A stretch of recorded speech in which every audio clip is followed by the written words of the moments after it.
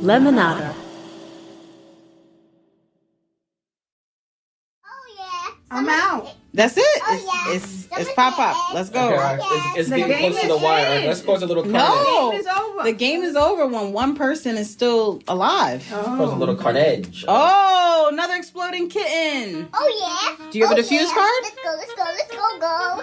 So you don't have. That's Sadé, a 34-year-old living in New Jersey and working remotely in caregiving advocacy. She's a mom to a 5-year-old and cares for her parents who live nearby.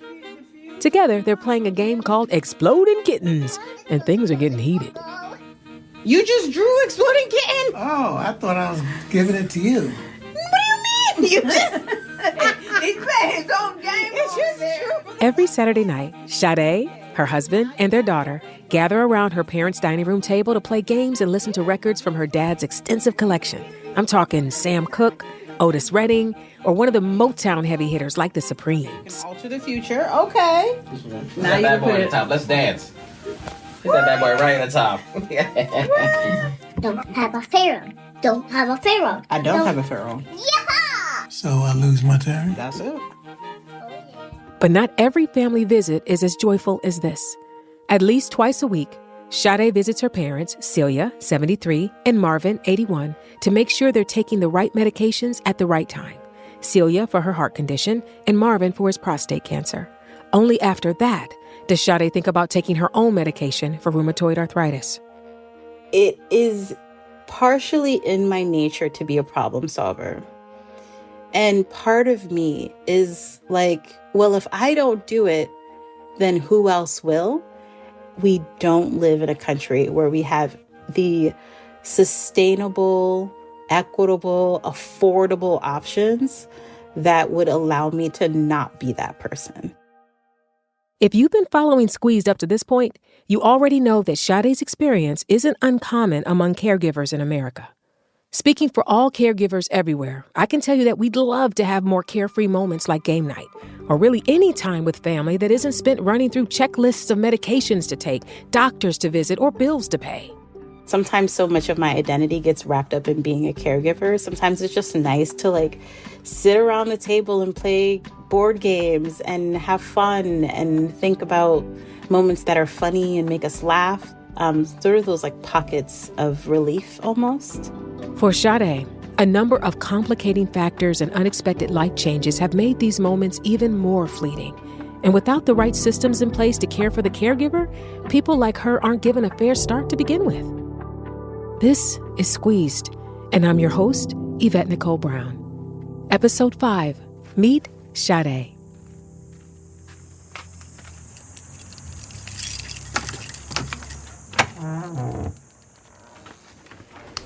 Besito. How you doing? Love you. I'm good. Hello. Sadé's a Black Latina who grew up speaking Spanish with her mom, Celia, a native of Puerto Rico. They always greet each other with a besito, or a little kiss. It's a warm Friday evening, and our team is with Sadé at her parents' home in suburban New Jersey. Celia and Marvin's home sits on a corner lot with a well-manicured lawn and a couple of religious icons guarding the front door.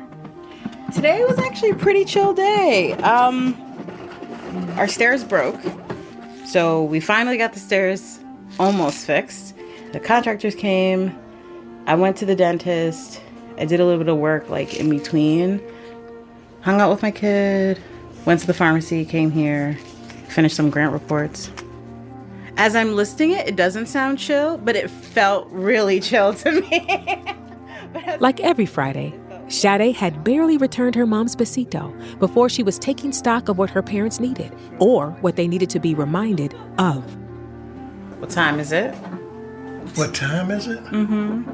Oh, wait a minute. I know you're not talking about my medicine. From 10:30 a.m. Oh. Daddy. Darling, a lot of stuff has been going on today. I just need you to... Thank you, darling. Thank you. Just work with me. In the kitchen, Celia and Marvin's medication machine sits on the counter, humming along and spitting out the pills they need to be reminded to take. Nearby is a small whiteboard with memos like, call T-Mobile and call Dr. Diamond scribbled on it in red dry erase marker. Did you pay your utilities? Gas and water? I gotta take it out. Oh yeah. We don't want to go there though, because I've been asking him to do that. Oh, that's a nice way to put it. And we don't want to go there. I let it go. Decorating the walls of the house are framed passages from the Bible and images of lions and rolling hills painted by Celia. In the living room, a children's show called Booba plays softly on the TV, keeping Sadé's daughter entertained. Every Friday, she spends the night at her abuela and abuelo's house so Sadé and her husband and high school sweetheart Jalil can go on date night or hang out with friends. For the past 2 years, Jalil has been a full-time stay-at-home dad, packing lunches, doing laundry, and offering guidance on art projects.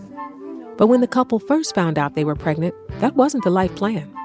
Well, she was definitely a surprise. I did not find out until, oh my goodness, I think it was right at the end of the first trimester.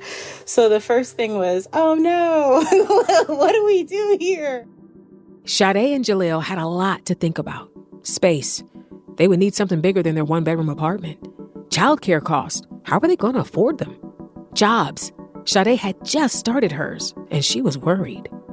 I waited as long as I possibly could. I was like, I'm going to prove to them that I'm a great employee. I was really scared about losing my job. At the time, Sadé was working for a New York-based company that had less than 50 employees, so they didn't have to legally honor the state's paid leave policy, which provides 12 weeks of paid time off, job security, and benefits. We ended up coming to an agreement where they did honor the paid leave, and they made it very clear that they didn't have to do this, almost like they were doing me a favor. And it felt terrible, and I felt stressed, and I had a really difficult birth. The doctor wanted me to recover for 12 weeks, and I said, I can't. I ended up doing like a 6-week recovery, and the bills on top of that, post-pregnancy and during paid leave, when not all of it was fully paid, was a hard time for us. Tell me this, what did your math tell you about the cost of childcare? Like, what was the most surprising and unexpected cost as you did your math?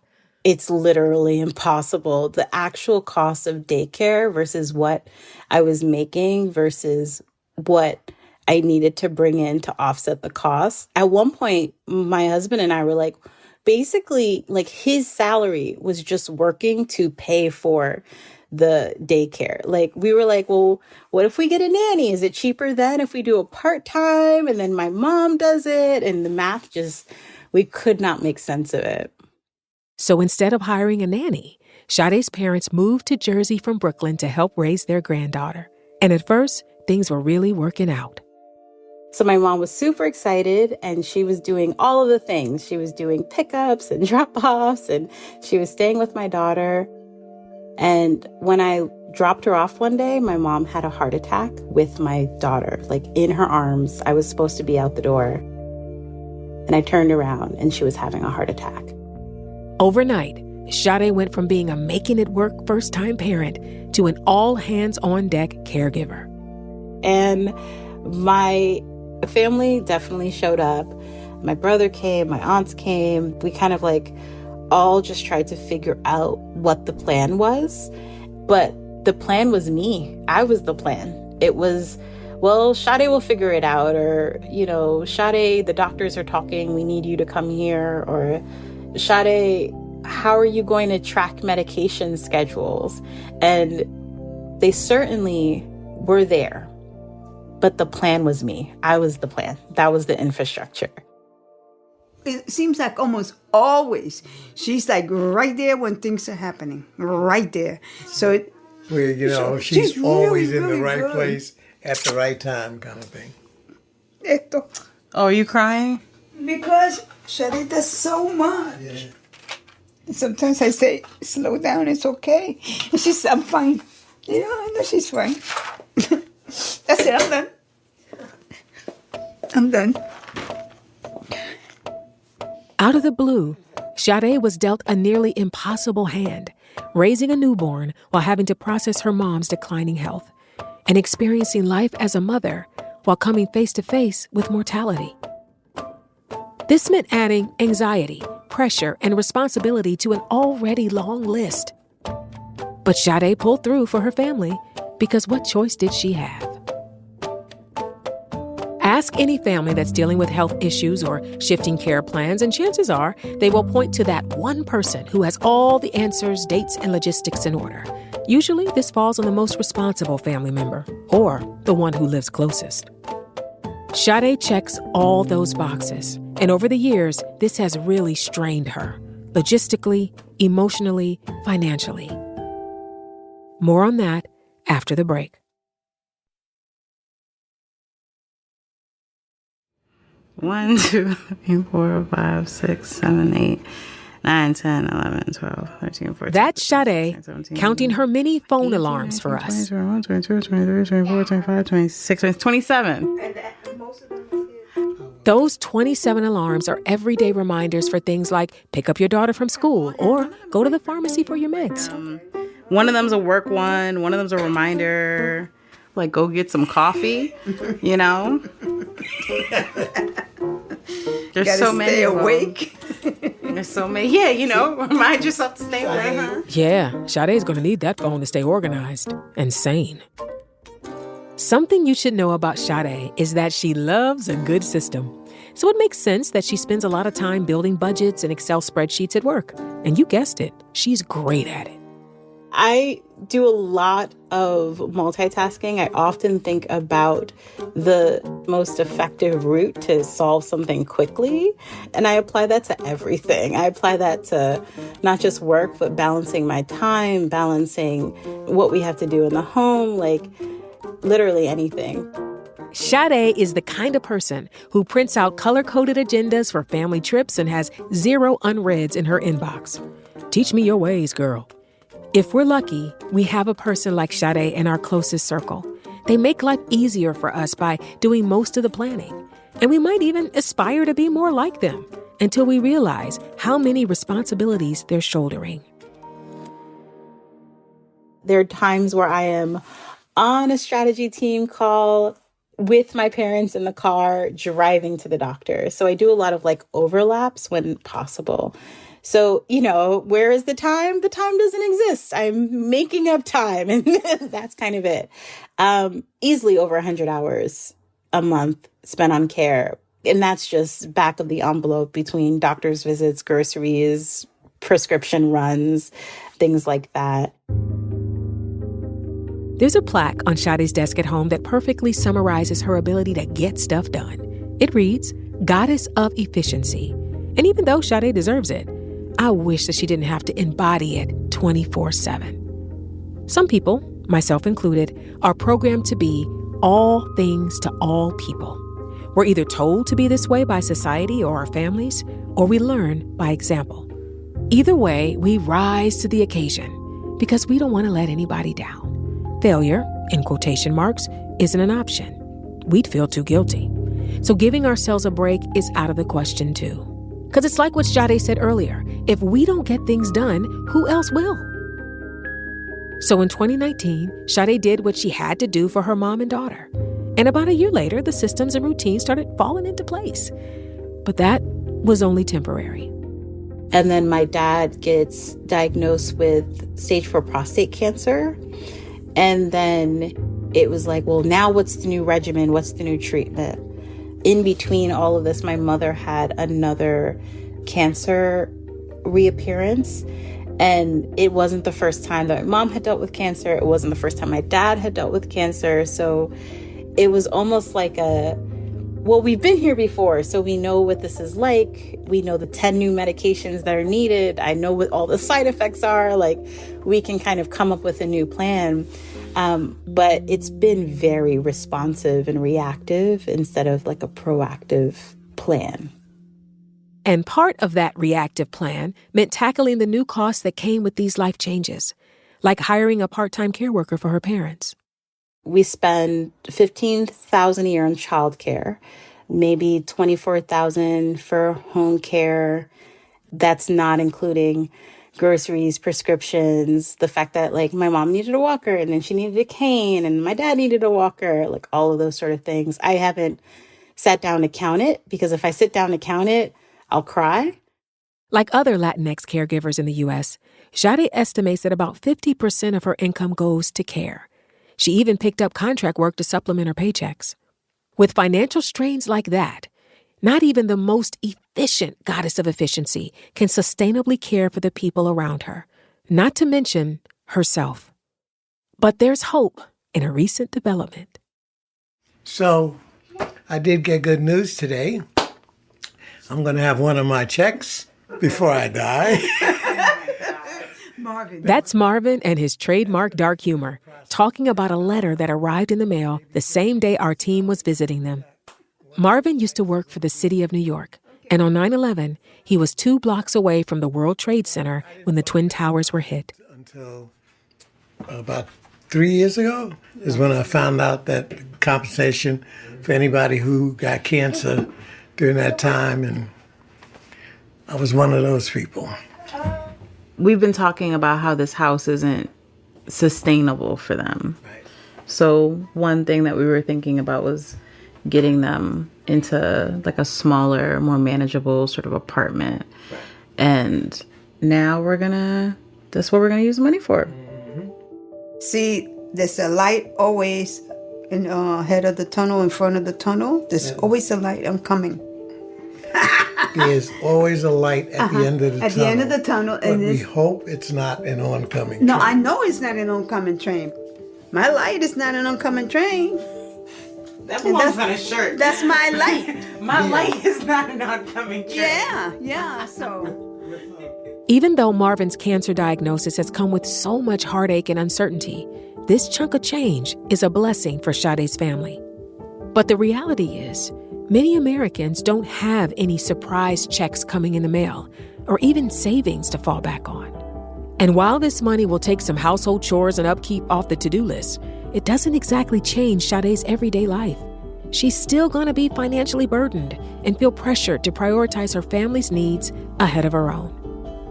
But how long can that go on? More when we return.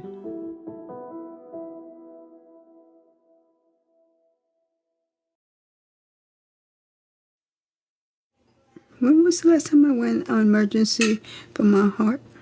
2 months ago, because it was before your sprained ankle. Yes. Yeah. Mm-hmm. That's Sadé and her mom talking about the last time Celia had to go to the ER for heart complications. They told me not to play. Don't go to sleep with it. Don't ignore it. So if it's really, really, really something different and strong, then I call her. And she says, who you got to call?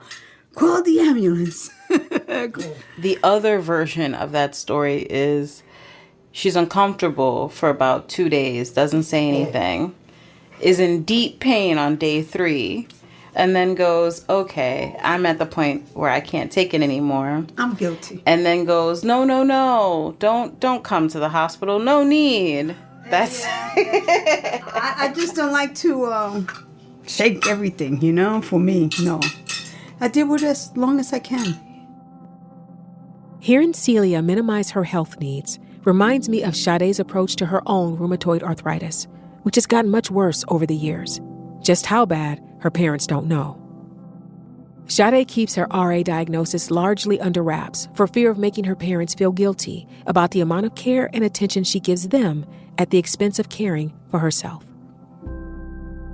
Lately, Sadé's been thinking about what this means, not just for herself, but for her daughter, too. I sometimes wonder about the sort of values that I'm providing her with, these sort of kind of like inherited norms, especially as I think about the fact that I have a pretty severe rheumatoid arthritis and it is impacting my everyday life. So in 5 years, 10 years, 20 years, as she becomes the age that I am, I think about the feelings of expectations that she may have. And I don't want her to pick up that as a requirement. I want it to be a choice, because I don't think that I have that now, but I want her to have that. So you're saying that you don't feel that you have a choice? Is that what you're saying? I don't think I have a choice. I think that there's no real system or infrastructure to support us. So we have to make those sort of impossible choices. There have been times where I've had to choose between, well, do I pay my medical bill now or do I pay my parents? And I don't think that that's a fair system to have her inherit. So that's what I mean by choice. I would love for her to see it as an act of love, but also think about it a little bit more comprehensively. A fair system feels especially urgent on the days when Sadé's RA zaps her energy and makes her joints feel like they're on fire. In those moments, Sadé has no choice but to stop. Last Monday, I pulled down a bunch of meetings. I didn't do pickup for my daughter. I didn't do drop off. I kind of just existed and just tried to ride the wave. I also have generalized anxiety disorder. So what happens is when I have very bad RA days, it makes my anxiety swell. I think a lot about, is this it? Is this what I'm going to be like for the rest of my life? I'm always waiting for the shoe to drop where I'm like, oh, this is the day that is going to be the last, yesterday was the last day that I'll have that level of physicality. Oh, honey. Oh, sweetie, I can see it. I can feel it. And you have spent so much of your life caring for so many people. The sadness and the concern I'm seeing on your face, I know it's for you, but I feel like this is mostly because you're like, what's everybody going to do if I'm not able to be me? Yeah. Who are you most concerned about when I see these tears and this emotion? Who is the person that pops in most? I'm crying because I can't be there for this person. Yeah. I think that my mom struggles with a lot of guilt. My mom is the person who was the me. So she was very much so the person who was like, I can do all the things and I'm going to be everywhere. And then I think that she feels a lot of guilt around the fact that she is making me do these things and be that person and she cannot contribute. So then when I can't contribute, I feel bad about making her feel bad about needing things. I think it's beautiful that you guys love each other at that level, but I feel like there needs to be let's sit down and talk about this moment where it's like none of us are able to do all of these things for each other all the time. It's just impossible. I definitely agree that it feels impossible, but the reason why it feels impossible, the reason why it feels unsustainable is because it is. The reason why our loved ones and our family members have to fill in these gaps is because political leaders haven't funded the long-term systems and supports in this country, and that the systems that are currently in place are restrictive and crumbling. And yes, my family is strong and we are powerful and we care for each other, and we shouldn't be in this alone. Absolutely. And you're powerful and you're strong because you've had to be. Yeah. So there's a whole bunch of us doing these acts of love and acts of service quietly and behind closed doors. And it's not something that we can continue to do forever. What would you say to your past self from 2018 when you were just beginning your caregiving journey? Pretend you're giving that version of Sadé a pep talk. What would you say to her? Yeah. You were not going to figure this out, and that is okay. I would probably say that. I would say give yourself grace because it is not your fault. We can figure a version of okay out, but we're not going to get a picture perfect moment here. I think that is very healthy for 2024. Yeah. You. And I hope that every tear that may fall is caught by someone who loves you as much as you love everyone else. I want the same thing for you. I think that we as caregivers need to come together and have more moments like this where we're honest and transparent and we mobilize each other and challenge each other to action. Our families, my family, I'm sure your family, we are committed to taking care of one another. And as a nation, we need to just make it easier for all of us to take care of each other.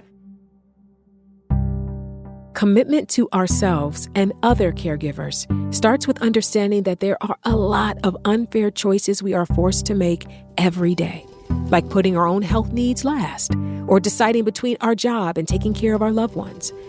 These impossible choices aren't fair to anyone, especially women. There's a sociologist, Jessica Calarco, who puts it like this: other countries have social safety nets.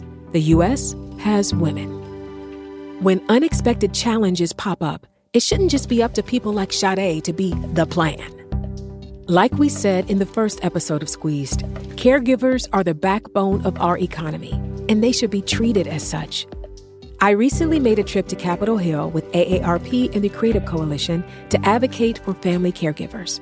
I'm happy to say that lawmakers listened, and I was unsurprised to learn that many of them have caregiving stories of their own. They get it. So I trust that things can change. But this is on all of us. I need to believe that we can do better as people and as a country. Caregivers deserve that. See you next time on Squeezed. I'm your host, Yvette Nicole Brown.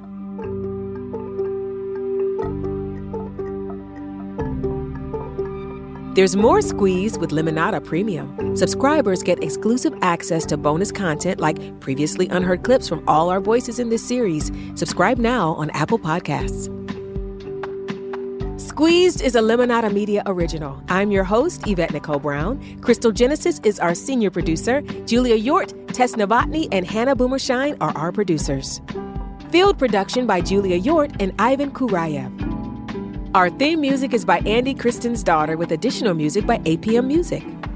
Ivan Kurayev is our engineer. Jackie Danziger is our VP of Narrative Content. Executive producers are me, Yvette Nicole Brown, Jessica Cordova Kramer, and Stephanie Whittles-Wax. This show was created in partnership with the Robert Wood Johnson Foundation, a leading national philanthropy dedicated to taking bold leaps to transform health in our lifetime and pave the way, together, to a future where health is no longer a privilege but a right. Follow Squeezed wherever you get your podcasts or listen ad-free on Amazon Music with your Prime membership.